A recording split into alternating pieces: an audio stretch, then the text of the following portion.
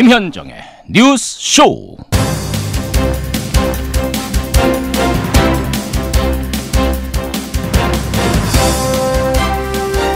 이번엔 과거와 다르다, 뭔가 될 것 같다, 이런 느낌을 국민에게 전달해서 다행입니다. 임종석 대통령 비서실장의 말입니다.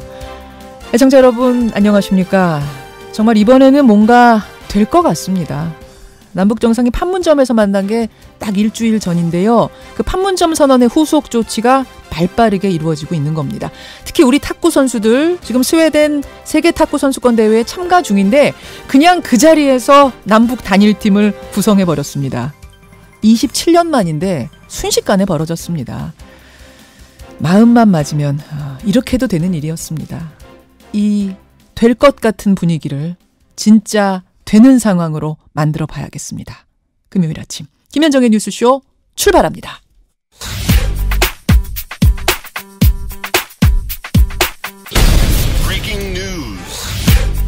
김현정의 뉴스쇼가 주목한 오늘의 포인트, 김정훈 기자 나와 있습니다. 어서 오세요, 김 기자. 네. 예, 오늘 첫 포인트 뭐부터 볼까요? 네, 북한의 선의 표시, 인질 석방 임박입니다. 그러니까 북한에 억류된 한국계 미국인 3명의 석방이 임박했다, 이런 얘기가 나오는 거죠. 네, 그 대상은 2015년 북한에서 체포됐던 김동철 목사, 그리고 2017년에 체포됐던 김상덕, 김학송 씨 등 한국계 미국인 3명입니다. 예. 어제 트럼프 대통령은 이들의 석방과 관련해서 채널 고정이라면서 모종의 조치가 내려질 것이라고 시사했죠.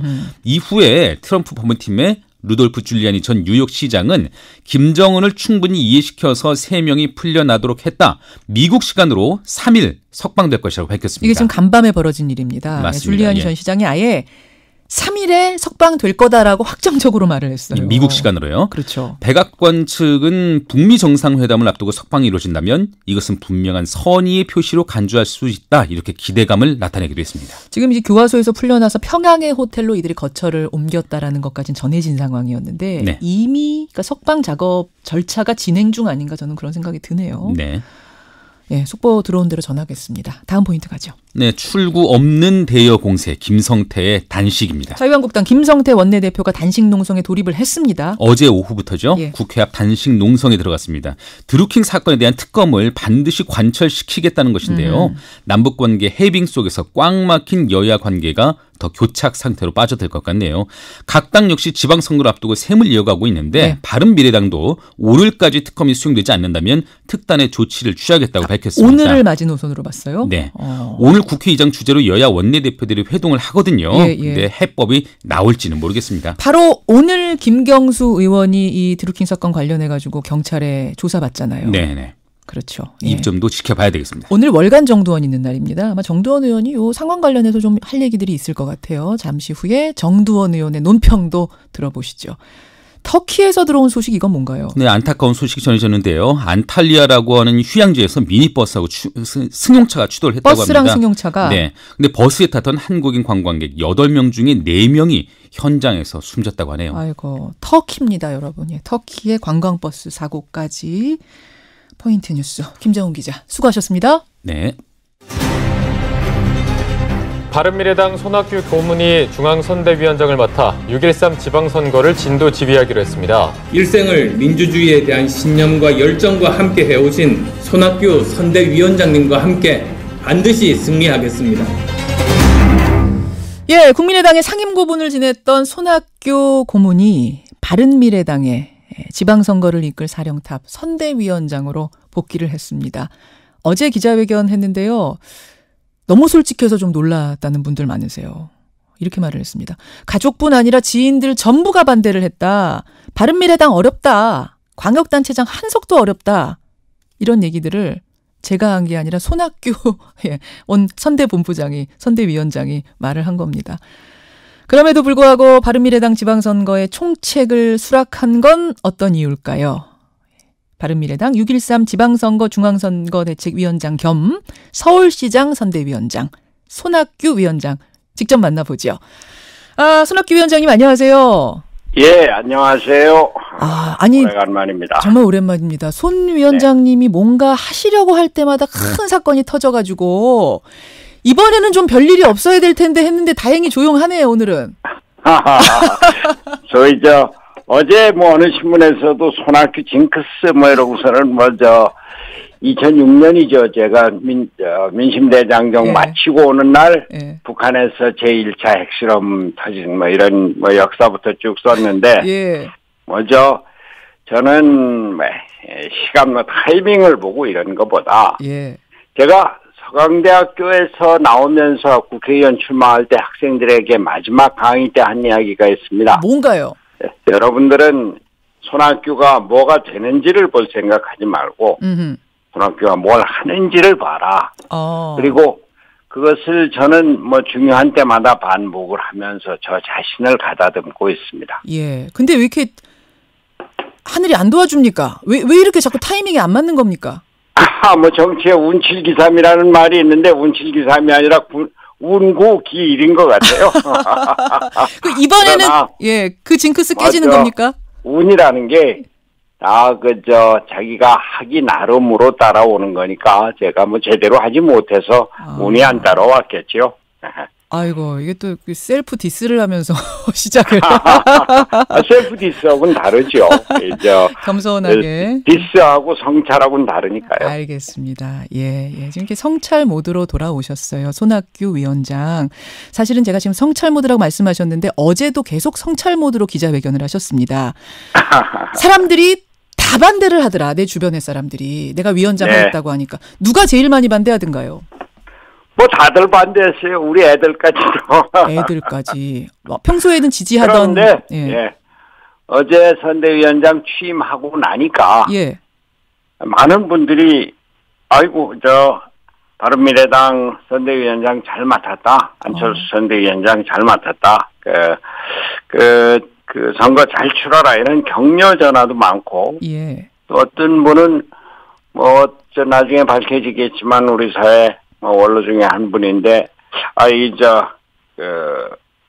워낙 자기가 자유한국당인데, 자유한국당 같은 건 안 되겠다. 안철수 자기가 돕겠다. 이렇게 저한테 직접 전화를 하신 분도 있고, 생각보다, 막상 선대위원장을 맡고 나니까, 많은 분들이 새로운 희망과 기대를 갖는 것 같습니다. 그렇게 반대가 극심했는데도 자녀들까지 나서서 반대했는데도 바른미래당의 선대위원장을 수락하신 그런 결정적인 계기는 뭡니까? 결심의 계기. 결정적인 계기라기보다 우리 정치가 이대로 갔어야 되겠는가. 정치가 바뀌어야 된다고 하는 간절한 마음은 있었거든요. 근데 제가 지난 대선 경선에서 패배하고 본선까지는 선대위원장으로 치러졌죠.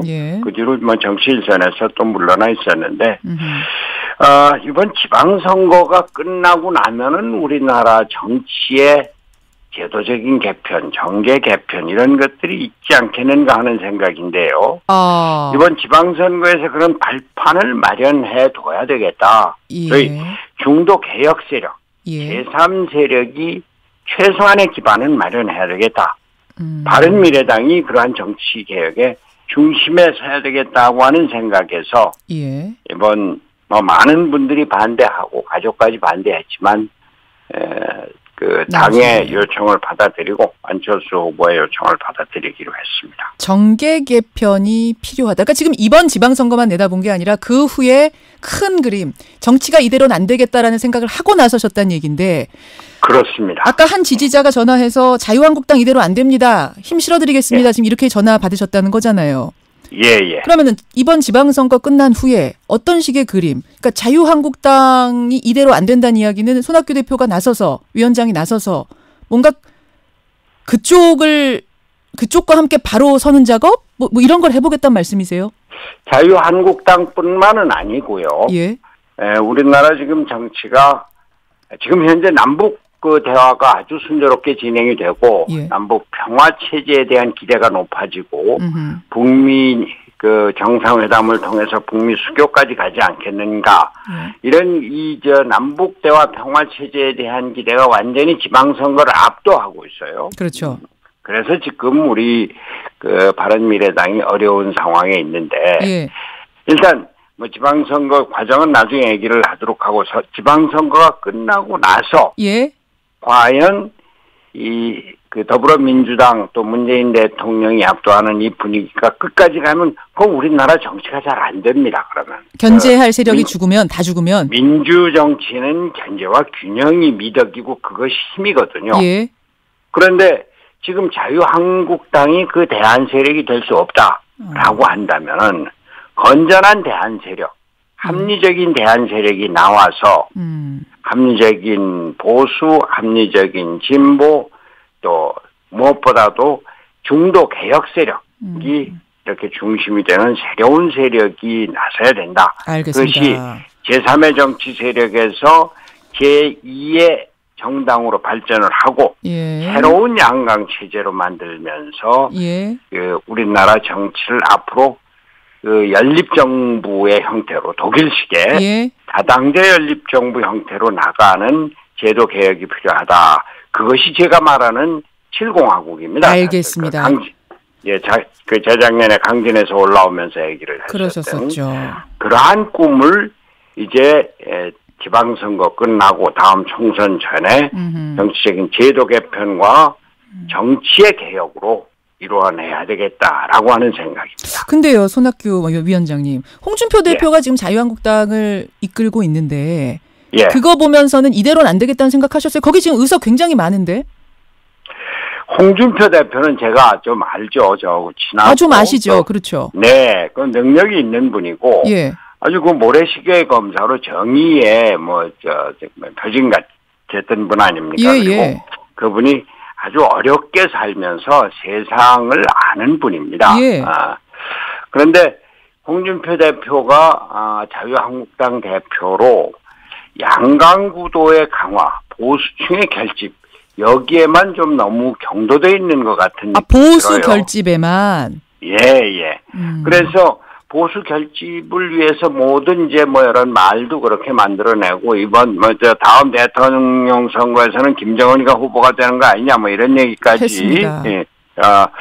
그런데 저는 그 우리나라 보수 정치가 그렇게 쉽게 망가지진 않으리라고 봅니다. 예. 생각해 보세요. 박정희 대통령 이래로 민주공화당에 민정당에 한나라당에 그게 지금 자유한국당까지 오지 않았습니까? 그렇죠. 그런데 이게 그대로 무너지기보다는 보수의 중요한 많은 분들이 보수가 이렇게 가서는 안 되겠다. 양극단 정치로 가서는 안 되겠다. 우리 보수도 좀 새롭게 합리적인 보수로 개혁을 하고 그쪽으로 힘을 실어주실 것이다. 나서야 되겠다. 알겠습니다. 그런 세력들이 이제 같이 모여서 그 새로운 정치 세력을 구성을 하고 그럼에도 불구하고 아주 그 극우적인 보수 이런 세력들은 그대로 남아 있을 것이고 그 자유한국당이 그런 쪽으로 가지 않겠는가 이런 지방선거 끝나고 나면 소수에 남은 극우 정당으로 남지 않겠는가. 그래서 그걸 대비하신다 이런 말씀. 그렇죠. 오늘 사실은 지방선거 후 얘기를 하려고 나오신 건 아닌데 후 얘기부터 먼저 하게 우리 큰 그림부터 먼저 그려봤는데요. 일단 지금 그것들 그 원대한 꿈을 이루시려면 이번 선거를 잘 치르셔야 되지 않겠습니까? 근데 지금 판세 보면 아시겠지만 바른미래당 어렵습니다. 안철수 후보도 쉽지 않습니다. 어떻게 보세요? 제가 그걸 다 알고 아까 저한테 솔직하게 말씀드렸다. 성찰을 하셨다고 그랬는데 바로 그런 상황을 어제 그 기자회견에서 말씀드렸죠. 그렇죠.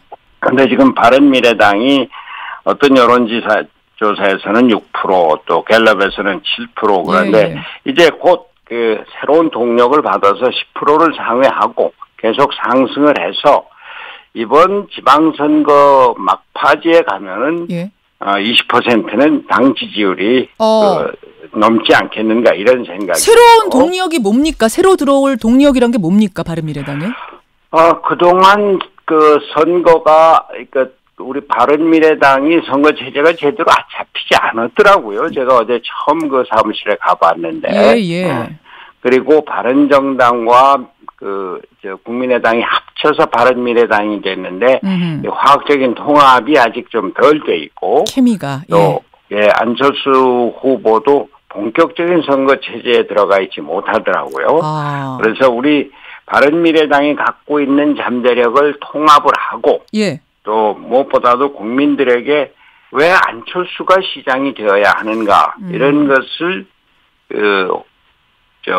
설득을 하면은 예. 그러면은 이 바른미래당 안철수를 통해서 서울시장을 만들고 제3의 정치 세력 중도 개혁 세력이 예. 우리나라 정치의 한 중심이 돼야 되겠구나. 그걸 설득을 하면은 그것을 국민들이 알아들을 것이다. 20%까지 가능하다. 그렇게 거죠. 예.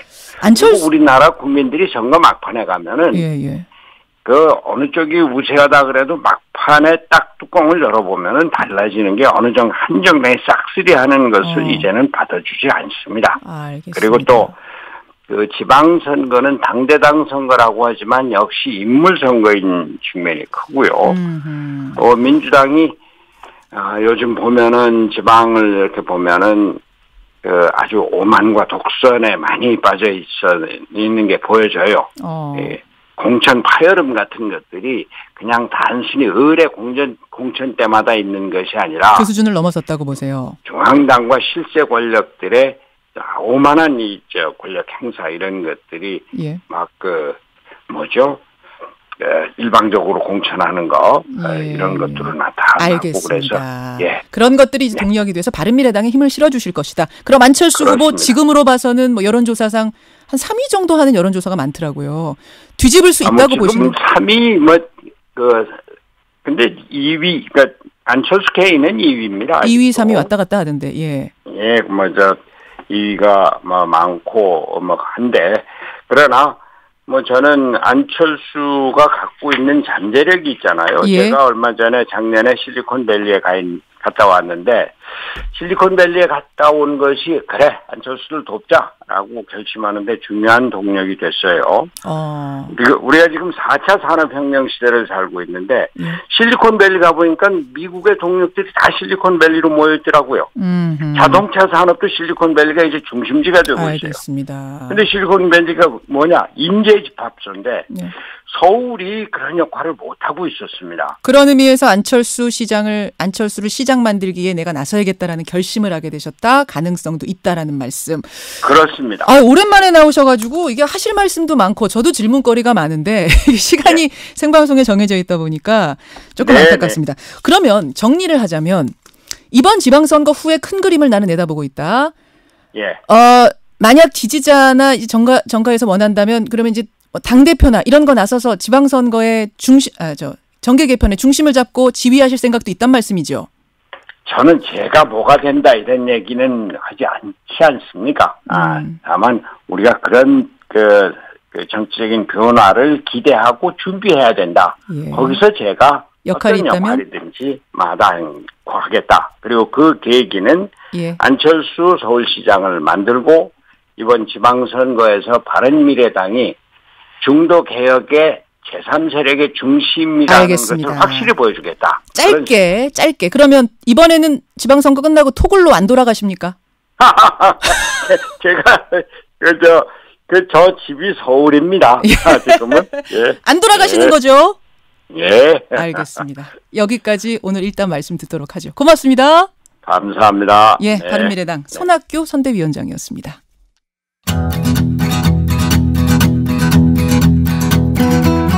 김현정의 뉴스쇼는 청취자 여러분의 참여로 이루어집니다. 트위터, 페이스북, 레인보우 게시판, 그리고 단문 50원, 장문 100원의 유료 문자 샵 1212, 우물정 1212 통해 참여하실 수 있습니다. 김현정의 뉴스쇼, 여러분과 함께 만듭니다. 김성환의 행간 시사평론가 김성환 씨 나오셨습니다. 어서 오십시오. 네, 안녕하세요. 오늘 행간 뭐 가지고 오셨어요? 대한항공 오너 갑질 끝이 정말 안 보이는 것 같습니다. 이번에는 조현민, 조현아 자매가 9년 동안 매주 두세 차례씩 밀수를 했다는 대한항공 직원의 폭로가 나왔습니다. 예. 이 대한항공 오너 3세의 밀수 폭로. 이 뉴스의 행간을 좀 살펴볼까 합니다. 이게 지금 음성 파일이 나와가지고 굉장히 떠들썩하거든요. 네, 그거 맞습니다. 조금 음질은 안 좋은데 직접 들려드려야 될 것 같아요. 들어보시죠. 말도 안 되는 거 어떨 때 과자도 있고 어떨 때는 초콜릿도 있고 과자부터 생필수도 다 밀수라서 그래가지고 저는 그걸 9년 동안 뭐라 그러는 거예요? 단어를 잘 못 알아들으셨죠. 네. 초콜릿이란 말은 아마 알아들으셨을 것 들렸어요. 같아요. 그러니까 밀수한 물품에 고가의 가구나 명품 뭐 이런 것뿐만 아니라 스포츠용품, 음식, 과자 그리고 초콜릿 뭐 이런 물품까지 다 포함이 돼 있다고 합니다. 어떤 수법으로 밀수를 9년 동안이나 했다는 거예요, 이 자매? 조연아 조현민 자매가 해외 인터넷 면세점 사이트에서 물건을 주문을 합니다. 예. 그러면 대한항공 직원을 시켜서 인천공항에서 이륙하는 이 기내에 대한항공 기내에 가방을 싣도록 해요. 그러니까 만약 독일의 명품 가방을 사고 싶다 이러면 그 온라인 쇼핑에 가서 산 다음에 한국으로 바로 배송을 받는 게 아니라 독일 지점으로 보내서 가방을 보내면 그 지점에서 가방에 물건을 채워놓은 다음에 비행기 타고 다시 보내요. 비행기 태워서 그 가방에 들어오는 방식으로 그러니까 했다는 면세가 거죠. 자동으로 되는 거네요. 예, 그렇죠. 밀수가 되는 거네요. 한 푼 내지 않고 계속 물건을 구입을 해왔다는 겁니다. 물론 대한항공 측은 제보자가 신뢰할 수 없기 때문에 그 주장의 신뢰성도 진실성도 의심할 수밖에 없다 이렇게 지금 반박을 하고 있는 상황입니다. 근데 이제 거기 안에 지금 초콜릿, 과자부터 무슨 가방, 가구까지 심지어 9년 동안 세상에 이 뉴스의 행간엔 뭐가 있습니까? 첫 번째 행간은 손가락 하나로 쓱 밀수했다입니다. 쓱 이거 어디서 많이 듣던 얘기인데요. 네, 모바일 쇼핑 요즘에 많이 하잖아요. 예. 요즘 쓱 하면서 뭐 한다 이런 말도 많이 하는데요. 예. 대형마트 가면 사람도 많고 주차도 힘드니까 그렇죠. 요즘 뭐 손가락 하나 몇 번만 이렇게 움직이면은 집까지 편리하게 물건 배송해 주잖아요. 맞아요. 대한항공 직원들의 증언이 맞다면 대한항공 사주 일가는 이렇게 쓱 한 번으로 밀수했던 사람들이 되는 거예요.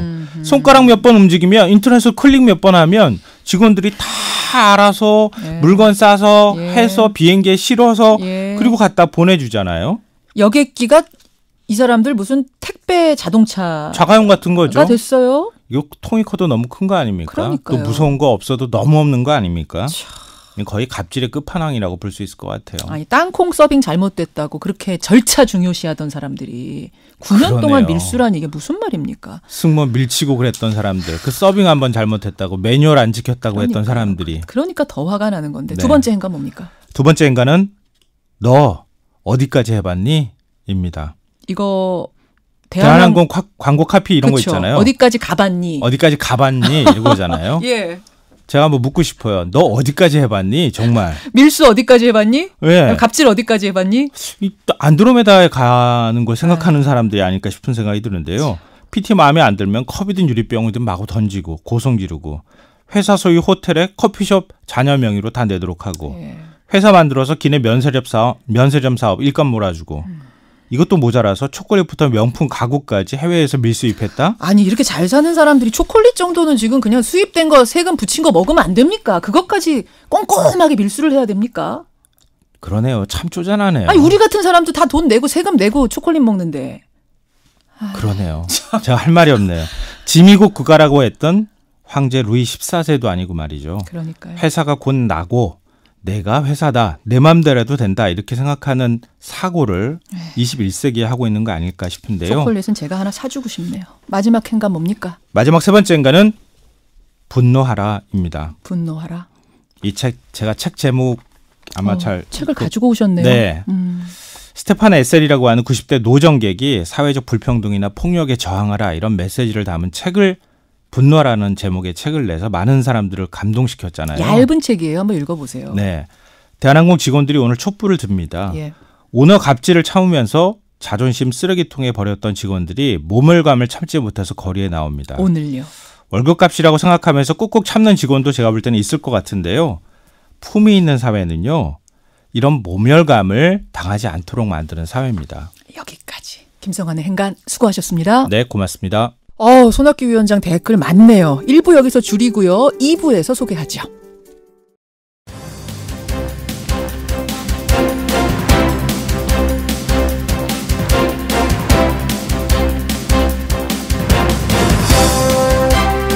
김현정의 뉴스쇼 2부 출발합니다. 손학규 바른미래당 선대위원장 정말 오랜만에 라디오 인터뷰 출연을 하셨는데 그래서 그런지 지금 문자 지분도 많이 가져가시네요. 이거는 잠시 후에 권영철 선임 기자 시간에 모아서 소개를 해드리도록 하겠습니다. 먼저 우리가 좀 나눠볼 얘기는 급식 얘기입니다. 가끔 초라한 급식 사진이 온라인에 올라오는 거 여러분 보셨죠? 단무지에 김치 몇 조각에 된장국 하나. 이게 도대체 이게 지금 2018년 우리나라 학교의 급식 사진 맞아? 놀라시는 분들 계셨을 텐데요. 알고 보니까 대형 식품업체들이 영양사 258명에게 리베이트를 해온 사실이 감사 결과 드러났습니다. 서울시 교육청이 발표한 감사 결과입니다. 이게 전국적으로 조사를 하면 또 얼마나 늘어날지 모르겠는데 도대체 어떻게 은밀한 거래가 이루어졌고 우리 아이들 식탁에 은밀한 급식이 나왔던 건지 이것을 꾸준히 조사해온 분이시죠. 김영태 선생님 연결을 해보겠습니다.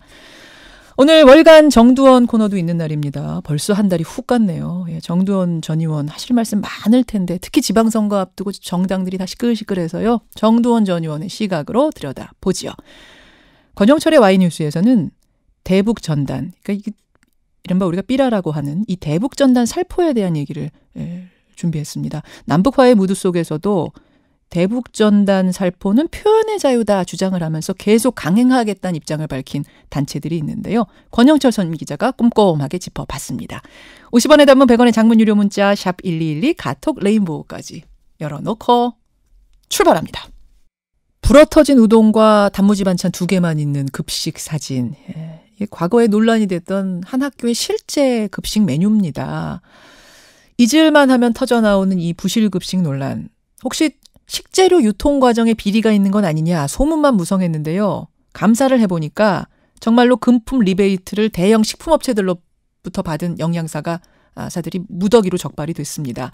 전국의 4,200개 학교를 다 조사를 했는데 서울시 교육청만 258명을 징계한 이런 상황이라고 합니다. 오랫동안 학교급식 비리 의혹에 대해서 제보를 받고 조사를 해온 분이세요. 현재 교사 한 분 만나보죠. 고등학교 교사십니다. 김영태 교사, 전 서울시 교육의원이세요. 만나보겠습니다. 김 선생님 안녕하세요. 네, 안녕하세요. 이번 감사 보니까 시작은 상품권이 발견되면서부터더라고요. 그러니까 4개 식품 대기업이 영양사들한테 상품권을 상납했다. 이런 제보가 들어오면서 시작이 됐는데 그 제보들을 선생님이 직접 받으셨다고요? 네, 저한테도 이제 아마 납품업체 사람들이 저한테도 했을 거고요. 여기저기 또 많은 곳에 했겠죠. 그래서 말씀하신 대로 저도 제가 전에 근무했던 학교도 급식 비리로 유명한 학교였어요. 급식에서 이물질이 나오고 점심에 나왔던 것이 대탕, 삼탕 하듯이 석식에 또 나오고 갓 대비해서 정말 형편없는 이제 급식이 나오니까 아이들이 아우성을 쳤고 당시 그래서 힘없는 학생들을 대신해 제가 급식 비리 등을 제기했다가 해직이 되었고 이후 교육위원회에 또 당선되니까 많은 급식 비리가 제보가 들어온 건 사실이고요. 어떤 식으로 그러니까 급식 비리가 이루어졌다는 거예요? 어떤 식으로? 그러니까 이제 예를 들면 이제 서울 양천구의 경우는 이제 있지도 않은 유령업체를 헬퍼 회사를 학교 안에 만들어 놓고 이런 이제 비슷한 학교들이 들어 있었어요. 이제 불량 식재료를 납품받아서 폭리를 취한다든지 또 이제 업체끼리 계모임을 만들어서 낙찰 후 이제 이익을 나누는 입찰 담합 이런 급식 비리도 참 천태만상이었고요. 이제 또 많은 국민들이 공분한 것 중에 하나가 이제 서울 충암고의 경우는 그 이제 식용유에 이제 식용유 아주 시커멀 정도로 여러 번 튀겨서 저질급식 논란을 빚은 적이 있고요. 시커먼 만두. 네, 그렇죠. 그 다음에 이제 재작년인가요?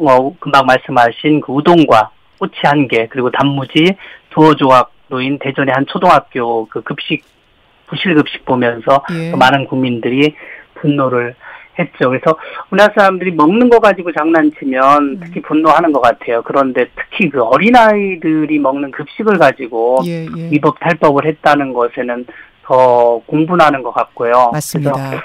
한 급식업체 대표는 그렇게 말하더라고요. 이게 지금 한마디로 복마전이다. 알고 보면 학교 급식은 봉이다. 돈 놓고 돈 먹기식의 무법천지다. 그래서 세상에 이런 난장판이 또 있을까 싶다. 그래서 학생들만 좀 불쌍하고 세금이 줄줄 새나가고 있다. 이렇게 얘기를 하더라고요. 자, 수법을 좀 알고 싶습니다. 지금 여러 가지 경우들을 다 얘기해 주셨는데 특별히 이번에 적발이 된 건 그러니까 대기업 식품 대기업에서 영양사들한테 금품 리베이트를 제공한 다음에 주문하실 때 식재료 주문하실 때요. 우리 A 이 식품에 B 만두를 콕 찍어서 식재료를 주문해 주세요. 이렇게 요구를 한 거라면서요. 네네. 그러니까 앵커께서 모두에서 말씀하신 것처럼 지금 이제 서울시교육청 이번 무더기 징계한 거는 요 근래 일은 아니고 이제 3, 4년 전에 크게 문제됐던 사건이에요.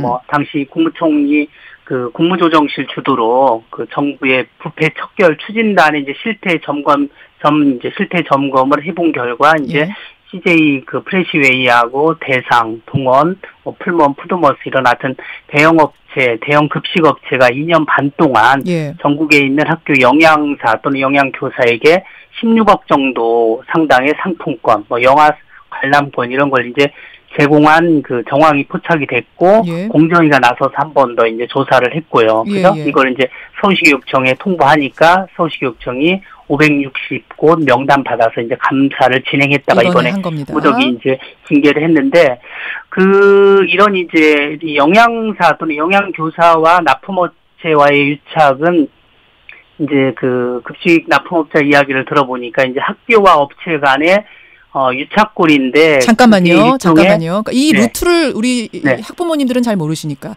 그러니까 아까 말씀하신 그런 4개 큰 식품 재료를 만드는 회사가 있고 학교와 중간에 그걸 연결해주는 납품업체가 또 따로 있는 거예요. 납품업체들이 그러니까 만두를 뭐 여기 걸 받을 수도 있고 저기 걸 받을 수도 있는데 학교에서 아예 찍어서 자 A라는 회사의 B 만두를 꼭 우리는 받고 싶다 얘기를 하면 납품업체는 그러면 거기서 사겠습니다 하고 갈 거 아니에요. 근데 가보면 그러니까 원래보다 더 비싼 가격으로 파는 거예요. 거기서. 왜 이런가 하고 알아봤더니 그 대기업에서 이 선생님들한테 금품을 줬더라. 그래서 거기를 콕 찍어가지고 거기 것만 납품 받도록 했더라. 이렇게 되는 게 지금 밝혀진 거죠? 그러니까 이제 학교와 업체 간의 유착고리 중에 하나가 이제 그 특정 제품을 이제 지정하는 거거든요. 그러니까 무슨 말씀이냐면 금방 이제 비유하자면 일종의 치맛바람하고 촌지와의 관계라고 할 것 같으면 그렇게 말하면 좋을 것 같은데, 그러니까 예전에 일부 학부모들이 자기 아이 잘 봐달라고 선생님들에게 촌지를 이제 갖다 준 것처럼 말씀하신 이제 대형 급식 업체들이 판촉 경쟁을 과하게 하는 과정에서 일부 영양사들에게 이제 캐시백, 포인트, 상품권 등으로 사탕 발림 또는 당근이라고 해야 할까 하여튼 금품 공세를 한 거예요. 포인트도 줘요? 포인트? 네, 그래서 이제 그러다 보니까 가랑비에 옷 젖는 줄 모르고 어쨌든 그런 방식의 일부 영양사들이 넘어간 거고요. 영양사들 얘기를 제가 직접 들어보니까 이제 구체적인 예를 들면 15kg 식용유나 고추장을 구입을 하면 500원 정도의 캐시백이 사실상 적립되는 거예요. 그러니까 이제 영양사들은 이거를 마일리지 개념으로 생각을 했다고 그래요. 그러니까 잘못이라는 생각보다 그냥 관행으로 여기기도 한 모양이고요. 15kg 식용유 A 사건을 납품업체한테 우리 콕 찍어서 우리 회사는 저걸 해주세요라고 하는 순간 그 A 회사에서 이 영양사한테 500포인트 적립, 500원. 거기에 이제 15kg 식용유에 아예 그 500원 정도의 캐시백이 붙어 있어요. 그럼 떼서 이제 적립하면 이제 많아지는 거죠. 그게 한 몇 달 동안 이제 이렇게 쌓이면. 그렇군요. 네, 그렇게 되고 또 일부 업체는 자기 업체 식재료를 구입해서 인증 사진을 찍어 보내면 이제 영화표를 보내주기도 했고요. 영화표 보내주기도 했고. 네, 또 일부 업체는 상품권을 제공하기도 했죠. 그렇게 해서 제일 많이 받은 사람은 얼마까지 받았습니까? 그래서 이제 물론 여기 보니까 300, 600도 있긴 한데 그러나 다 받은 건 아니고 일부 영양사들은 또 받지 않았어요. 그랬더니 이제 중간 대리점들이 영양사들에게 준 것처럼 기재하고 사실은 이제 본인 주머니에 넣기도 하는 이번 조사 보니까 천태만상이네요. 천태만상이고요. 그래서 제일 많이 받은 사람이 얼마나 받은 걸로 조사됐어요? 지난번 저기에는 600인데 이번 서울시교육청의 경우는 이제 300만 원 이상을 받은 사람은 3명으로 나오죠. 이렇게 500원씩 모아고 300만 원이면 아주 부지런히 모으셨네요. 그분은. 이렇게 해가지고 홍보를 열심히 하는 거야 좋겠습니다만 이렇게 돈이 오가다 보니까 결국은 중간 납품업체들이 그거 사러 갈 때 그만큼 비싸지는 거예요. 이런 식이 되는 거고 질이 떨어지는 음식도 마일리지 받고자 또 주문할 수도 있는 거고 이게 악순환이 되는 거죠. 네, 그러니까 이게 지금 이런 대기업들 특히 대형 간납업체 나중에 조금 이따 설명하겠지만 간접 납품업체들이라고 하는데 이들이 대부분 홍보 영양사 다시 말하면 이제 홍보사원, 판촉사원을 두고 이분들이 학교를 찾아다니면서 영업 활동을 하는 거예요. 간납업체라 하면 조금 이따 설명하실 게 아니라 지금 설명하셔야 돼요. 아, 그런가요? 간접 납품업체라 하면 그러니까 납품업체 그러니까 중에서도 직납업체가 있고 이게 이제 식재료를 납품하는 간접 납품업체예요. 이게 좀 풀이하면 간접 납품업체가 있는데 이제 일명 줄여서 이제 간납업체 그러는데 이분들이 이제 영양사들과 일부 영양사들과 유착 관계를 하면 일부 이제 영세한 이걸 이제 납품업체들은 또 그 업체로부터 또 물건을 사서 거기에 납품을 해야 되니까 일종의 하나 더 유통 단계가 하나 더 늘어나는 거죠. 두 가지군요. 식재료 값이 20-30% 늘어나는 거고요. 알겠습니다. 무슨 얘기냐면 구체적인 예를 들면 이제 만약에 만두를 만두가 아니라 이제 케첩 하나를 살 때 2,500원이다 이랬을 때 특정 업체에 주문을 하면 5,200원으로 그렇게 이제 납품받게 해두면 그 업체가 또 큰 이익을 챙길 수 있고 그 보상으로 아까 이제 상품권 등 이제 향응 공세를 좀 한 거죠.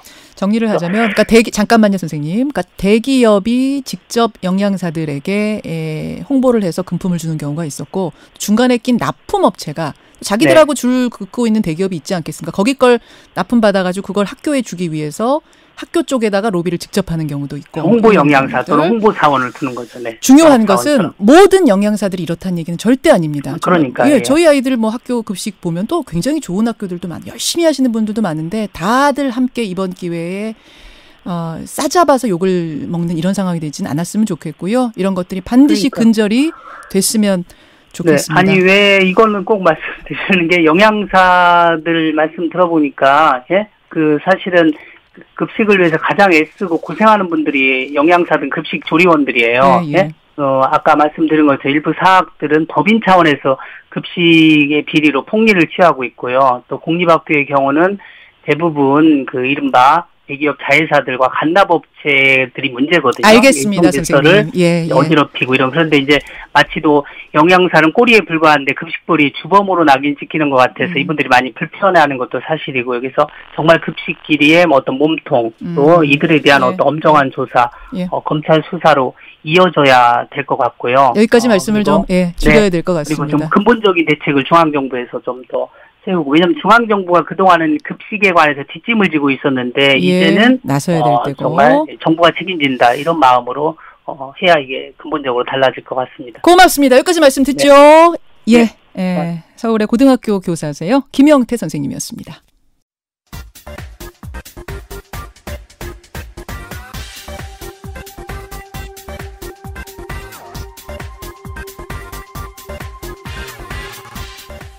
방송만 나갔다 하면 화제가 되는 시간이죠. 뉴스쇼의 인기 코너, 우리 정치의 한 달 앞을 내다봅니다. 월간 아무개. 오늘은 월간 정두원 편입니다.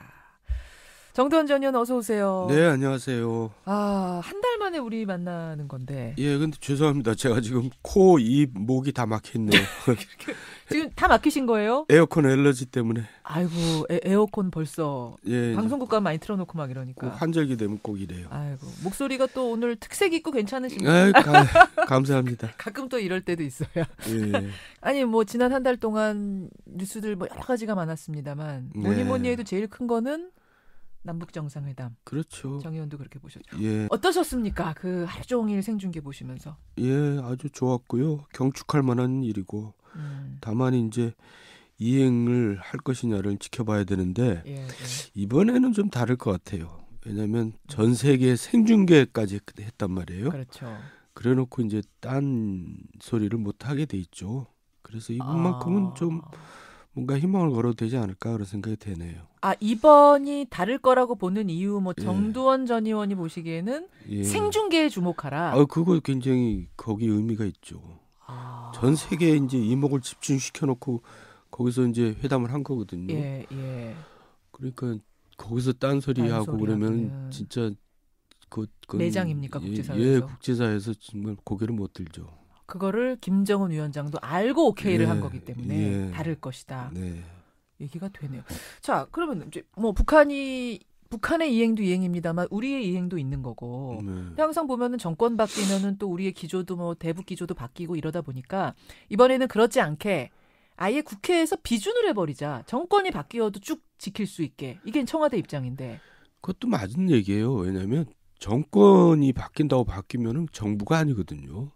그러니까 아무개 대통령이 한 거지만 대통령이 한 거거든요. 그렇죠. 그 정부가 한 거고. 그렇죠. 그러면 이제 그게 문제가 있으면 문제가 있는 대로 수정을 하고 보완을 하고 그럴 일이지. 깐그리 무시하는 거는 그건 대단히 잘못된 일이에요. 어느 정부든 간에. 예. 그래서 비준을 하는 거는 저는 찬성하는데 예. 다만 북미 회담을 지켜보고 해야죠. 서두를 그러니까, 필요는 없다. 아니, 거기서 저 합의가 완전히 이루어진다는 것을 확인한 다음에 해야지. 그렇지 않고 만일 하나 거기서 안 될 수도 있잖아요. 그러면 지금 이 징검다리 역할을 한 회담도 의미가 없어지는데 비준해놓으면 모양이 이상하게 되잖아요. 그러니까 서두를 일은 아니다 이거죠.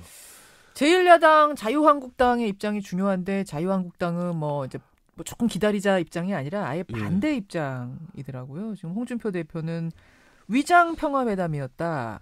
이 선언에는 주사파들의 숨은 합의가 있다. 심지어는 차기 대통령은 김정은 되는 거 아니냐 이 얘기까지 나왔어요. 어떻게 들으셨습니까? 이 양반은 21세기에 사는 게 아니라 20세기에 사는 것 같아요. 그러니까 냉전적 사고방식에서 아직 벗어나지 못하고 있는데 세상이 많이 바뀐 걸 모르고 있는 것 같아요. 어쨌든 자유한국당이 반대해도 비준은 되고요. 숫자상으로. 또 이게 이 위장평화회담이었다. 이게 자유한국당 입장입니까? 홍준표 대표 입장이지. 홍준표 대표 저는 입장이죠. 자유한국당도 참 문제인 게 홍준표 대표가 저렇게 이상하게 독주를 하고 있는데 아무 소리를 안 하고 있어요. 이제 어제부터 조금씩 목소리가 나오긴 합니다. 강기부 의원도 그렇고. 그러니까 과거에 박근혜 정부 때랑 뭐가 차이가 있나. 그러니까 참 좀 너무나 조용해요. 그러니까 잘못되면 비판의 목소리를 내야죠. 지금보다 더 보글보글 끓어올랐어야 정상이라고 보시는 거예요. 근데 이제 지금 제가 이제 개개인하고 얘기를 해보면 뭐냐면 지방선거만 봐라 이러고들 다 있는 거예요. 그거 무슨 말? 그러니까 지방선거를 지기를 다 바라더라고요. 사실상 자유한국당 사람이? 사실상 지기도 하지만 그래서 홍준표 이제 끝나라. 그러니까 되게 좀 비겁한 거죠. 지방선거 차라리 져라. 차라리 질 거면 또 대패해라. 홍준표 대표 바꿔야 된다. 속으로 다 그렇게 생각하고 있더라고요. 근데 왜 겉으로는 문제 있다는 걸 비판을 제대로 못해요? 그게 이제 자유한국당이 망한 이유 중에 하나고요. 또 그렇게 만들어놨어요. 이명박 박근혜 시대를 거치면서. 체계를? 그러니까 이렇게 사람들을 이렇게 공천할 때 이렇게 말 잘 듣는 그런 분위기로 만들어놨고.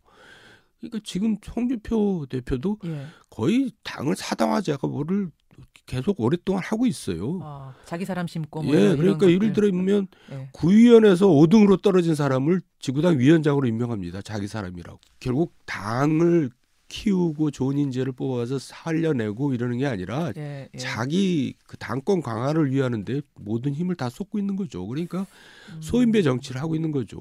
그러니까 당이 점점 쪼그라들죠. 그러니까 지금 딱 앞으로 치고 나가서 얘기하는 사람은 진짜 극소수지만 그 밑에 정서는 그거보다 훨씬 부글부글하고 있다라고 당연하죠. 온도를 보고 그리고 있습니다. 근데 또 더 재밌는 거는 여의도 정가에서는 다 어떻게 예측하냐면 지방선거 끝나도 홍준표는 안 물러난다.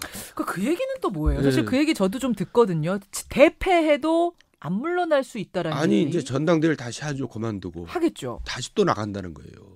그래서 당을 사당하자고 해놨기 때문에 이제 나가도 된다 이거죠. 또 될 것이다. 그래서 또 홍준표 눈치 보는 사람들이 있어요. 또 돌아올 거기 때문에. 그리고 또 이제 최고위원 나갈 사람들은 홍준표 눈치 보느라고 지금도 홍준표에 대한 두둔 발언하는 사람이 가끔 나오더라고요. 불사조입니까? 홍 대표는? 아니까 지금 이제 그분은 보수당을 괴멸시키기 위한 역사적 사명을 띠고 태어난 것 같아요. 그래갖고 지금 지방선거 앞두고 여당의 선대위원장을 뽑을 필요가 없어요. 그분이 여당 선대위원장이기 때문에. 민주당 선대위원장 홍준표 대표다. 와, 그러니까 지금 완전히 망조가 든 거죠. 이거 홍 대표가 한번 나와서 해명을 좀 해주셨으면 좋겠는데 사실은 그저께 박용진 의원, 민주당 박용진 의원 저희 패널로 나오셔서 그게 비슷한 얘기를 하셨어요. 민주당에서는 홍준표 대표가 종신 대표했으면 좋겠다고 자유한국당 그런 얘기를 우스갯소리처럼 한대요. 진심이겠죠. 홍준표 대표 같은 최근에 쏟아낸 많은 발언들 중에 제일 지금 논란이 되고 있는 건 이 발언입니다. 그제 그러니까 이 일이죠. 창원에 가가지고 네. 지방선거 필승 결의대회 자리였어요. 네. 창원에는 원래 빨갱이가 많다. 네. 이런 얘기를 해가지고 발칵 뒤집혔거든요. 뭐 이 뜻은 실은 그 정의당 세력이 많다 이제 그 얘기인데, 그러니까 정의당 세력을 빨갱이라고 생각하는 거죠. 그러니까, 정의당 세력을 지칭한 거라고 보세요? 네, 그렇죠. 실제로는 거기 이제 저기 민노총도 많이 있고 있죠. 그러니까 노동 세력이 세죠. 예. 차마 이제 그 얘기 못하니까 따르게 변명한 것 같은데, 같은 국회에서 같이 정치하면서 그 사람들을 빨갱이라고 생각하니 그게 제대로 된 사람이에요. 그러니까 지금 이제 창원 분들은 뭐 부글부글하고 아니 우리 보고 지금 빨갱이라니 무슨 소리야 화가 나셨고 그러자 홍준표 대표가 해명은 했습니다. 원래 이 경상도에서는 다른 말하는 사람 반대 의견 말하는 사람들을 빨갱이라고 한다. 근데 그렇게 되면은 저기 홍 대표가 빨갱이 아니에요? 다른 말 많이 하셨잖아요. 그렇기도 하고 뭐 경상도 사람들을 이상한 사람으로 만들어 버린 거죠 또. 아이고 예. 이렇게 되자 강기일부 의원을 비롯해서 이 막말 행보에 대해서 뭐 김태호 경남지사 후보, 남경필 경기지사 후보, 박성효 대전시장 후보, 유정복 인천시장 후보 이런 분들 들고 일어났어요. 특히 강기일부 의원은 기자회견을 가졌습니다. 당대표의 품격 없는 말 때문에 한국당이 괴벨스 정당으로 전락하고 있다. 사퇴하라 홍 대표. 사퇴 안 하면 내가 행동하겠다. 이분도 이제 얌전한 분인데 이렇게 나온 이유가 있어요. 그 왜요? 지역에서 이제 지방선거 공천하는데 예. 제일 그래도 지역을 잘하는 게 이제 국회의원, 지구당 위원장이잖아요. 그러니까 또 홍준표 사람 뭐 이런 식으로 또 사람을 뭐 꽂으려고 하니까 했나 봐요. 그러니까 이제 화가 난 거죠. 결국은 사당화 작업이 예. 지금 근원적인 문제라고 보시는 거군요, 이 당에. 예. 아유, 진짜 잘못돼 있어요. 예. 자유한국당. 자유한국당 옆에 대한애국당이라고 있어요. 정 의원님 아세요? 아직도 있어요. 이름 좋은데. 조원진 대표가 또 서운해하시겠네. 요즘 굉장히 존재감을 드러내고 있는 대한애국당입니다. 왜냐하면 조원진 대한애국당 대표가 태극기 집회 현장에 가서 태극기 집회라고 하면 또 싫어하시는 분들 많으세요. 왜 태극기 집회냐 이름이. 우리 태극기를 욕되게 하느냐. 박근혜 전 대통령 지지 집회 이렇게 말을 해라. 일명 태극기 집회라고 하겠습니다. 거기 나가서 조 대표가 문재인 대통령을 향해서 미친 XX 이런 얘기를 하고 정상회담 자리에서 이제 뒤돌아 눈물 흘린 서훈 국정원장을 향해서 지가 간첩 잡는 사람인지 간첩인지 모르는 눈물이나 질질질질 짜고 있고 뭐 이런 막말을 했습니다. 글쎄 어쨌든 자기가 미친 것 같은데요. 왜 그러세요 또? 그렇지 않고서요. 그분 국회의원이세요. 예, 아니 옛날에 설마 미치게 하셨겠어요? 멀쩡했는데 이상하게 됐어요. 뭐 당 대표가 되면 다 그렇게 되나? 하여간 왜들 이러는지 모르겠어요. 왜들 이러는지. 예.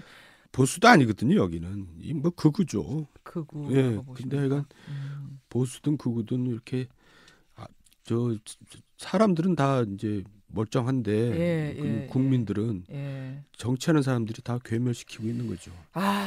그러게 말입니다. 좀 하여튼 이제 조원진 대표 나는 뭐 그런 말을 한 적이 없다 또 이렇게 해명을 했던데 이게 동영상으로 다 잡혔기 때문에 그런 말을 한 적이 없다라는 변명도 좀 군색해지는 이런 상황이 됐습니다. 알겠습니다. 하여튼 정상회담을 전후해서 벌어진 이 보수당들의 내부 갈등도 있고 또 외부 비판도 있고 여러 가지 얘기들 좀 나눠봤고요. 민주당 가보겠습니다. 민주당. 자, 남북 정상회담 이렇게 성과가 좋고 대통령 지지도도 쭉 올라가고 여당 지지도 덩달아 오르고 뭐 민주당에는 웃음 꽃필 일만 있을 것 같은데 근데 웬일인지 시끌시끌해요, 정 의원님. 지지도가 높아도 이렇게 시끌시끌할 수가 있습니까? 높으니까 더 시끌시끌하죠. 왜요? 왜냐하면 공천이 곧 당선이 되다 보니까 이제 공천 작업이 더 이렇게 문란하게 이제 진행이 될 수가 치열하게. 예. 대통령 인기는 높지만은 사실 민주당도 자기 역할을 제대로 못 하고 있어요. 목소리 내는 것도 없고 거기서도 저기 비판적인 목소리가 하나도 없잖아요. 거기도 역시 거기도 조용합니다. 당 내부를 향해서 치열한 비판이 과연 있는가? 그래요. 그 시끄러운 와중에서 또 제일 시끄러운 곳이 지금 성남 경기 이쪽입니다. 일단 이재명 경기지사가 넉넉한 표차로 전해철 후보 누르고 후보가 또 낙점이 됐는데 당 내부에서 계속 문제 제기가 일고 있어요. 그러니까 그때 경선 때도 이렇게 보면은 제가 봐도 이재명 시장이 이제 월등하게 지지도가 높은데 국민적인 예. 이제 친문이라 그래가지고 다 전해철에 줄 서가지고 다 있더라고요. 뭐 광역 의원들, 기초의원들 또 뭐 기초단체장들 해가지고 그러니까 이제 권력에 줄 서는 거죠. 그러니까 그 후유증이 지금 남아 있는 겁니다. 대선 후유증이 지금도 남아 있다. 거기에 그러니까 갈려 있었군요. 하여간 제가 볼 때는 민주당도 이제 이런 식으로 가면은 국민들한테 또 저 지지를 잃게 돼요. 그러니까 좀 잘 나갈 때 잘해야 된다. 민주당이 지금 지지율이 높다 그래서 좋아할 일이 아니죠. 지금 자유한국당이 이제 죽었으니까 지지율이 상대적으로 높은 거지. 민주당이 잘해서 높겠습니까? 근데 이제 이재명 시장 같은 경우는 이재명 경기지사 후보 같은 경우에는 당에서 어떤 얘기가 나오냐면 그 해경군 김씨 그 아이디 논란도 있고 여러 가지 막말 논란도 있고 너무 리스크가 크다. 그래서 이게 경기지사가 되겠는가? 뭐 이런 얘기가 당 안에서도 나오고 또 되고 나서 대권에 또 도전한다 그러면 이것도 리스크가 크다. 이런 얘기가 막 SNS상에 엄청나게 돌아요. 대권까지는 모르겠고 하여간 일단 경기지사는 유리하죠. 현재로서는. 지금 하여간 민주당도 지금 흐름이 이상해요. 뭐 자기네끼리 서로 저러고 있으면 되겠어요. 그렇군요. 예, 내부에서 이렇게 오히려 외부보다 내부에서 시끌시끌하는 것이 잘 정상적이진 않다라고 보시는 거군요. 예, 어쨌든 지방선거 끝나면은 저는 이제 일단 야당부터 정리가 되겠지만은 여당도 지금 뭔가 문제가 터져 나올 것 같아요. 하하. 네. 자, 드루킹 사건이 사실은 남북 정상회담 전까지는 가장 큰 이슈지 않았습니까? 오늘 이제 김경수 의원이 참고인 신분으로 경찰에 조사를 받습니다만 드루킹 사건은 어떻게 보고 계세요? 드루킹 사건은 사실 별 문제가 아니라고 그러잖아요, 여당에서. 네네. 근데 국회가 지금 특감으로 걸려 있잖아요. 김성태 원내대표는 아예 어제부터 단식 농성 나섰습니다. 예. 그러니까 저는 뭐 특검 해주죠. 그러니까 국회 운영 해주죠. 예, 국회 운영의 1차적인 책임은 여당에 있거든요. 그러니까 여당이 이제 문제를 풀어 나가야지 그걸 저렇게 묶어놓고 있으면 되겠어요. 차라리 특검 해버리자. 해버려라 그냥 하라고 해라. 과거에 여당이 야당 때문에 맨날 특검하자 그랬어요. 그리고 특검도 했고. 또 당당하다면 해라 이 말씀. 김경수 의원도 하라고 또 했었고. 그렇죠. 왜 이 특검을 가자라고 또 자신 있게 민주당이 아직 뭐 공식은 아닙니다만 얘기가 나오는가 보니까 어제 밤 여론조사를 보니까요. 김경수 후보가 김태호 후보를 크게 이기는 것으로 나온 여론조사가 최신 여론조사가 나 있더라고요. 예. 아니 지금 여론에 별로 반영도 안 돼요. 그러니까 하는 거죠. 예. 아니 굉장히 떠들썩했던 것에 비해서 특검하면은 시간이 한두 달 걸려요. 그러다 보면 지방선거 끝나요. 여당으로서 그것도 반대할 이유가 별로 없어요. 그럼 드루킹 특검은 여당이 받을 것이다라고 보시는 거군요. 받아도 문제 없다고 판단을 끝냈을 것이다. 그렇게 지금 드루킹 보고 드루킹 같은 사람이 진짜로 많아요. 선거 때 보면. 많죠. 근데 지금 내가 볼 때는 굉장히 프로고 굉장히 선수죠. 선수. 브로커죠, 결국은. 예, 브로커죠. 정치를 하면은 그거를 잘 구분해내는 게 또 능력인데 그런 면에서는 김경수 의원도 잘못이 있죠. 그거를 가리지 못했다는 거는. 생선을 먹을 때 이게 상한 건지 안 상한 건지 그 구별해서 먹어야 되는데 상한 생선을 먹은 거죠. 선거를 많이 치르셨잖아요. 정말 총선, 대선 많이 치르셨는데 그때도 이런 사람들 막 모여들었어요? 모여들죠. 별의별 사람 다 있고요. 또 뭐 선거 끝나면 또 협박도 하고 그럽니다. 뭐 그런 일 공개적으로 얘기를 안 해서 그렇지 다 누구나 겪어요. 그래요. 근데 이제 드루킹은 이제 뭔가 좀 사실상 힘이 있었죠. 뭐 경공모라는 조직도 있었고 그러니까 이제 조금 혹했던 것 같아요. 그런데 걸러냈었어야 된다. 그런 면에서 보면은 김경수 의원도 실수를 한 거라고 보시는 거예요. 그럼요. 지금 그 곤욕을 치르고 있는 거라고 보시는 거고. 알겠습니다. 민주당. 자, 민주당을 지나서 바른미래당으로 가보면 바른미래당. 앞서서 이제 손학규 선대위원장하고 인터뷰도 했습니다만 여기도 지금 만만치 않아요. 손학규 위원장이 스스로 인정한 것처럼 광역단체장 한 곳도 희망이 크게 보이지 않는 상황. 어떻게 보세요, 여기는? 뭐 사실은 그렇죠. 지방선거 끝나면은 당 존립까지도 저는 얘기가 될 거예요. 뭉친 지 얼마 되지도 않았는데요, 여기는. 뭐 뭉쳐봤자 몇 명 되지도 않잖아요. 그렇긴 합니다만. 몇 명 되지도 않기 때문에 더 똘똘 뭉칠 수 있을 것 같은데 왜 이렇게 똘똘 못 뭉쳐요? 그러니까 또 거기서 내부에서 또 말이 많더라고요. 공천 때문에. 그렇죠. 그러니까 노원병 보궐선거만 대표적으로 보더라도 이준석 위원장이 거기서 사실 착실히 선거운동을 하고 있는 상황이었어요. 그리고 이제 공천 신청을 했는데 신청자가 이준석 위원장밖에 없었어요. 당연히 되는 줄 알았는데 갑자기 공천 보류. 그러더니 추가로 후보 등록을 받았습니다. 거기에 안철수 위원장의 최측근인 김근식 교수가 추가 등록을 하면서 근데 김근식 교수가 또 뭐 안철수 위원장의 부인을 만나는 장면이 목격됐다. 뭐 이러면서 막 이야기가 복잡하게 돌아가더라고요. 우스운 거는 이 지역에서 지금 당선된다는 보장도 별로 없어요. 누가 된들. 자유한국당 후보도 나가고 그러니까 표가 갈려서. 근데 그 될 보장도 없는 자리를 가지고 또 싸우고 있으니 한심한 거죠. 그러니까 거기서 뭔가 자기 세력 싸움 하고 있는 거예요. 그 조그만 집에서. 예, 그러니까 안철수나 유승민이나 앞으로 큰일을 할 사람들이 그렇게 하면 안 되는 거죠. 예, 원래 그렇게 통큰 정치를 해본 사람들이 아니라서 그래요. 두 사람들 다음에 대선을 이제 뭐 본인들은 지금 계획을 하고 있겠지만 제가 볼 때는 그때 가면 별로 명함도 못 내밀 것 같은데요. 왜냐하면 지금 지방선거에서도 전혀 저 성과를 못 내는데 대선은 어떻게 나갑니까? 아니 안철수 후보 같은 경우는 지금 서울시장 후보 나서기로 하고 열심히 뛰고 계시는데. 그러니까요. 우리나라는 왜 현재 있는 사람만 갖고 얘기하는지 모르겠어요. 언론이나 왜 새로운 사람을 기다리거나 찾아낼 생각 안 하고 뭐 늘 그냥 과거에 뭐 있었던 사람 중에서 또 거론하고 닦아쓰고 저는 왜 그런지 모르겠어요. 정말 이번에 인재 영입하겠다고 나섰던 당치고 제대로 인재 영입한 당이 하나도 없어요. 그러고 보니까. 그러니까 인재 영입하는 사람이 그 이제 자기보다 나은 사람을 영입을 해야 되는데 자기보다 나은 사람을 영입을 할 생각이 없는 거죠. 생각이 없는 겁니까? 아니 설마 그렇게 하겠어요? 아니 그러니까 영국 보수당 같은 경우는 젊은 지도자 내세우잖아요. 원로들이 자기네들 다 양보하고 당 살기 위해서. 근데 우리나라는 그런 게 없죠. 나보다 난 사람을 내 앞으로 내세우지 않는. 정치를 하신 분으로서 어떻게 보면 셀프 디스네요, 오늘도. 할 수 없죠. 사실이 그런 걸 어떡합니까? 정 의원님. 네. 우리가 오늘 헤어지면은 지방선거 끝나고 만나더라고요.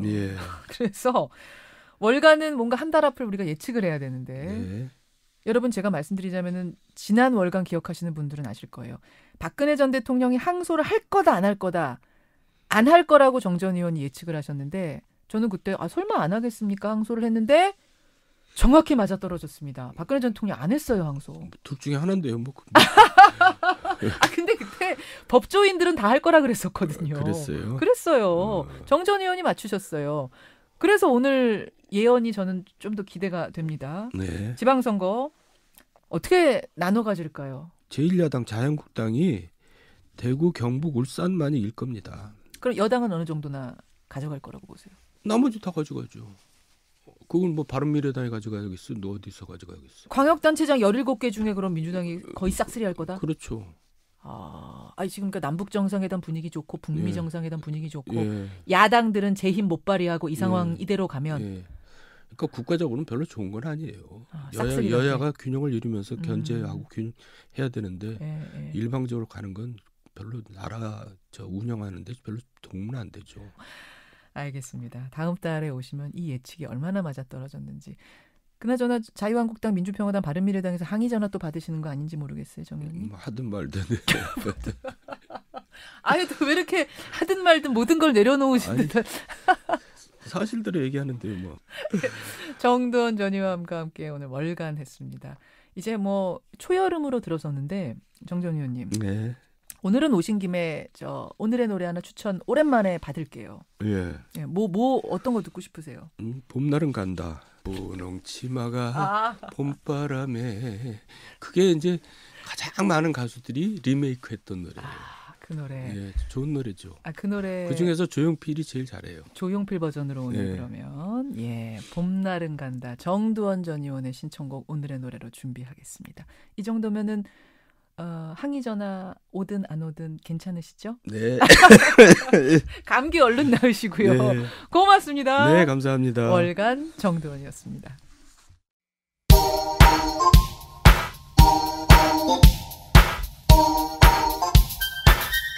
김현정의 뉴스쇼 CBS 라디오와 함께하고 계십니다. 저는 퇴근길 시사자키 정관용입니다. 급식 얘기 들으시고 강소연님, 한참 먹을 고등학교 아이들 급식이 너무 형편없어서 놀랐었는데 이유를 알겠네요. 그러셨고 7431님, 이제는 비리가 아니고 관행입니다. 이런 분이 계시는가 하면 현직 영양사분들 문자도 꽤 많이 들어왔어요. 정말 최선을 다해서 노력하는 영양사들도 많다는 거. 이런 뉴스 들을 때마다 힘이 쫙쫙 빠진다. 열심히 하는 사람도 기억해달라. 이런 문자. 예, 6708님 위에 많은 분들 힘내십시오. 예, 걸러낼 건 걸러내고 가야 또 이런 분들이 힘내시죠. 대한항공의 밀수, 초콜릿까지 밀수했다는 얘기 들으시고 성낙준님, 초콜릿처럼 씁쓸합니다. 김초엽님은 대한항공 분들 장을 글로벌하게 보셨네요. 글로벌하게 장본 자매들, 그래도 세금은 내고 장보기 바란다, 이렇게 얘기해 주셨습니다. 손학규 바른미래당 선대위원장과 인터뷰 들으시고는 백헌종님은 너무 올드보이 아니냐, 예, 그렇게 대안이 없었느냐, 이런 문자 좀 따끔하게 보내주셨고, 허재호님은 경선 불복을 소신이라 생각했습니다. 그리고 민주당에서 험지 분당에 출마할 때 존경했습니다. 하지만 언젠가부터 모든 행보가 실망이다. 또 이런 문자를 보내주시는가 하면, 장기영님, 손학규 지사의 결단을 존중한다. 건전한 보수 야당이 생기길 기대한다. 김성규님, 또 이런 문자들 보내주고 계세요. 고맙습니다. 권영철 선임 기자, 어서 오십시오. 안녕하십니까. 어서 오십시오. 권영철 선임 기자는 고향이 합천입니다. 합천. 예. 창원하고 그렇게 멀진 않죠. 홍준표 대표의 고향이 창녕이니까 붙었습니다. 붙어있죠. 예. 빨갱이십니까? 경상도에서 빨갱이라고 얘기하는 게 아니고, 예. 군사 독재 시절에 예. 자기들 반대하는 사람을 입을 닫게 만들려고 비판을 하면은 빨갱이다, 이렇게 공격을, 반대하는 사람 소수 의견자는 너 빨갱이냐, 이렇게 했다는 거잖아요. 공격을 해서 입을 닫아버리려고. 예, 그렇게 만든 거죠. 그러니까 지금 홍준표 대표의 해명대로라면 다수와 다른 말하는 반대말하는 사람은 빨갱이라고 우리 지역에선 그런다고. 홍준표 대표의 경상도와 제가 사는 경상도는 다 다른 것 같아요. 촌년, 무슨 영감탱이, 이런 게 함부로 쓰는 말들은 아니거든요. 거기에서. 예, 그 동네와 우리 동네 좀 다른 것 같습니다. 다른 것 같습니다. 그러니까 그 동네에 다른 동네에 사시는 분들이 문자 많이 보내주고 계세요. 네. 하여튼 일파만파 빨갱이라는 용어를 놓고 갑론을박이 벌어지고 있는데, 하여튼 듣기에 좀 거슬리는 말들 막말입니다. 당 대표쯤 되는 사람이 쓸 말은 아니죠. 참, 예, 그래요. 오늘 Y뉴스 뭐 가지고 오셨습니까? 대북 전단 살포와 관련된 얘기입니다. 남북 정상이 판문점 선언에서 5월 1일부터 군사 분계선 일대에서 확성기 방송과 전단 살포를 비롯한 모든 적대행위를 중지하기로 했지 않습니까? 예. 그런데 일부 탈북자 단체가 내일 또 전단 30만 장을 살포하겠다, 이렇게 예고를 했습니다. 그렇죠. 그런데 이거를 이제 야당이나 일부 탈북자 단체들은 표현의 자유다, 이렇게 주장을 하고 있어서 대북 전단 살포가 정말 표현의 자유인가, 그걸 좀 살펴볼까 합니다. 북한을 향해서 보내는 그 전단, 네. 진짜 표현의 자유 영역이냐, 이 부분. 일단 내일 살포 강행은 확정입니까? 어제 박상학 자유북한운동연합 대표와 통화를 했는데요. 내일 예정대로 파주 오두산 통일전망대에서 날릴 예정이다. 이번 대북 전단 살포는 제15회 북한 자유주간 행사 차원에서 하는 것이다. 폐막식 행사가 이거다, 이렇게 얘기를 했습니다. 바람의 방향이나 그런 거 다 감안한 거예요? 그렇게 물어보니까 이번에는 바람 방향 그런 차원이 아니라 대북 전단 살포를 하느냐 안 하느냐의 문제다. 대북 전단을 적폐라고 했는데 적폐냐 아니면 정의냐, 그런 싸움이기 때문에 강행할 거다라는 얘기입니다. 정부에서 자제 요청을 하긴 했죠. 통일부에서 지난 1일 공식적으로 요청을 했죠. 남북 정상이 합의한 거니까 합의 취지를 감안해서 민간단체들도 대북 전단 살포 중단에 적극 협력해달라, 이렇게 얘기를 했습니다. 그런데도 강행하겠다. 이거는 자유의 의지다. 박상학 대표는 정부로부터 공식적으로 요청받은 바가 없다고 말했습니다. 그 부분 잠시 한번 들어보시죠. 통일부에서 자제하라고 한다고요? 나 웃기고 있네. 나 한 번 들은 적도 없는데. 그래요? 예. 그럼 누구도 지금 박 대표님한테 좀 자제하라고 얘기하는 사람 아무도 없나요? 한 사람도 없죠. 정부에서 김정은이라는 절대 악하고 좀 밀담한 거지. 그걸 무슨 뭐 가지고 우리하고 뭐 탈북자 단체하고 무슨 그런 약속 맺은 것도 아니잖아요. 탈북자 단체 대표시죠, 이분이. 예. 정상회담을 근데 밀담이라고 그냥 격화시켜버리시네요. 네. 그리고 대북 전단 살포는 표현의 자유다라고 얘기를 했는데 표현의 자유가 맞긴 맞습니까? 홍준표 대표가 지난달 30일에 기자회견에서 대북 전단 살포는 표현의 자유라는 법원의 판결까지 나온 이렇게 얘기를 했죠. 했어요. 실제로 법원의 판결이 그 탈북자 출신인 이민복 대북 풍선단장이라는 직함을 가지고 있습니다. 이분이 소송을 냈습니다. 이제 군과 경찰이 막으니까. 근데 2015년에 1심 판결이 있었고 2016년 3월에 대법원 확정 판결이 있었는데 1심 법원이 대북 전단 살포가 표현의 자유를 실현하는 한 방법으로 인정된다고는 인정을 했습니다. 그렇지만 북한에서 고사포를 쏴서 그 포탄이 민통선에 떨어진 점 등에 비추어서 명백하고 현존하는 위험에 대응하기 위한 제지 등은 위법하지 않다. 그러니까 군과 경찰이 대북 전단 살포를 막는 것은 위법하지 않다고 하면서 판결을 했고요. 항소심에서 항소기각, 대법원에서 상고기각으로 확정된 사건입니다. 그러면은 법원에서는 표현의 자유 맞다라고 했네요. 표현의 자유라고는 했는데 제한할 수도 있다고 한 거죠. 자유이긴 하지만 경우에 따라 제한할 수도 있는 행위다. 이게 법원의 판결. 우리 헌법 21조 1항이 모든 국민은 언론, 출판, 자유, 집회, 결사의 자유를 가진다고 되어 있지 않습니까? 이게 이제 표현의 자유를 천명한 건데 그러면서 4항에는 언론, 출판은 타인의 명예나 권리 또는 공중도덕이나 사회윤리를 침해하여서는 아니 된다라고 되어 있죠. 37조 2항에는 국민의 모든 자유와 권리는 국가 안전보장, 질서 유지 또는 공공복리를 위하여 필요한 경우에 한하여 법률로서 제한할 수 있다라고 규정이 되어 있습니다. 대법원 관계자는 이 판례에 대해서 명백하고 현존하는 위험은 표현의 자유를 제한하는 근거가 된다는 판결이라고 얘기를 했습니다. 저희 사실 이거 가지고 토론도 예전에 많이 했거든요. 그럼 대표적으로 이것에 대해서 문제 삼는 분들의 근거는 접경 지역 주민들이 너무 피해를 입는다 이거였거든요. 표현의 자유도 중요하지만 접경 지역 주민들이 피해 입으면 이거 안 되는 거 아니냐. 어떻게 보세요? 그렇습니다. 2014년에 아까 말씀드린 대로 이제 대북 전단을 날리니까 북한이 고사포를 쐈죠. 맞아요. 그 포탄이 연천에 떨어지기도 하고 그랬었잖아요. 접경적 주민들은 일부 탈북자 단체들의 대북 전단 살포를 이적 행위라고 비판합니다. 이 부분 한번 들어보시죠. 지금 내가 지금 70일대 지금까지 제일 분위기가 그래도 좋게 지금 돼가는 저렇잖아요. 그런데 이걸 갖다가 지금 전단지를 뿌린다 하는 거는 그 말도 안 되는 얘기 아니에요. 그건 이적행위죠, 그게. 도와주지는 못할 망정. 이거는 그 사람들이 말로는 국가를 위해서 한다 하지만은 국가를 위해서 하는 게 아니죠. 자기들 욕심이죠. 이게 이제 파주 막골 김형도 상인회장의 말이었고요. 그래요. 주민들이 이제 그 북측에서 조준 사격 음포를 놓은 뒤에 방문객이 크게 줄어서 생계 위협을 받았다는 얘기를 했었죠. 그러면 탈북자들은 그래도 전단을 살포해야 된다는 입장이에요? 반응이 엇갈리고 있습니다. 일부 단체는 대북 전단 살포를 강행한다는 입장이지만 다른 단체나 개인들은 북미 회담까지는 기다려보자는 입장인데요. 오히려 그 박상학 대표를 가짜라고 비판하기도 합니다. 탈북자 안에서도 갈렸어요? 이민복 대북 풍선 단장의 말 들어보시죠. 원래 그 사람은 사기성 있는 애예요. 볼 권리 알 권리 순수한 인도주의 인권운동인데 이걸 자꾸 네거티브하고 정치 색채하고 이걸 이벤트화해가지고 이것도 풍향 안 맞는 날 공개적 장소에서 그래서 지금 이미지가 이게 적대행위처럼 느껴지게 만들어 놓은 거예요 이게. 그래가지고 또 지역 주민들은 뭐 이제 박상학 대표는 뭐 자기가 하는 건 괜찮고 남이 하는 건 문제냐고 말 안 하겠다 이렇게 얘기를 했고요.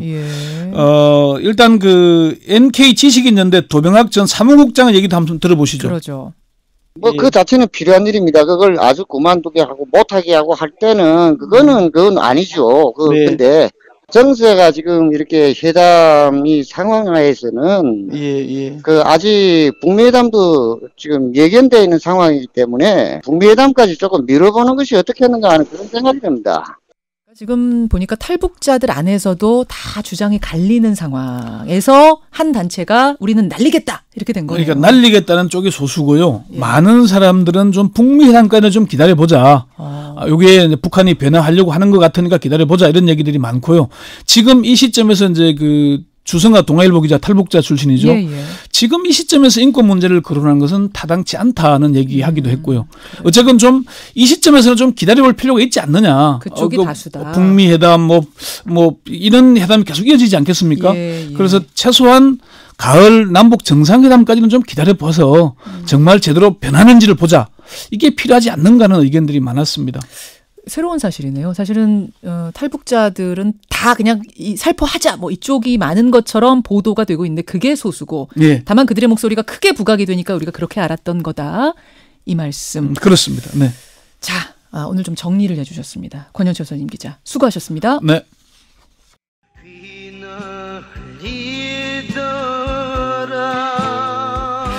월간 정두원 전 의원이 신청한 곡 많은 분들도 같이 추천해 주셨네요. 오늘의 노래로 조용필 버전의 봄날은 간다 듣겠습니다. 오늘 새벽에 정호성 전 청와대 부속비서관이 만기 출소를 했습니다. 뒤돌아보면 여러 가지로 가슴 아픈 점이 많다. 지금 나오지만 감옥이죠 아닌지 바뀐지 모르겠다. 이렇게 말을 하면서 나왔네요. 정호성 전 비서관과도 같이 듣죠. 월요일에 뵙겠습니다.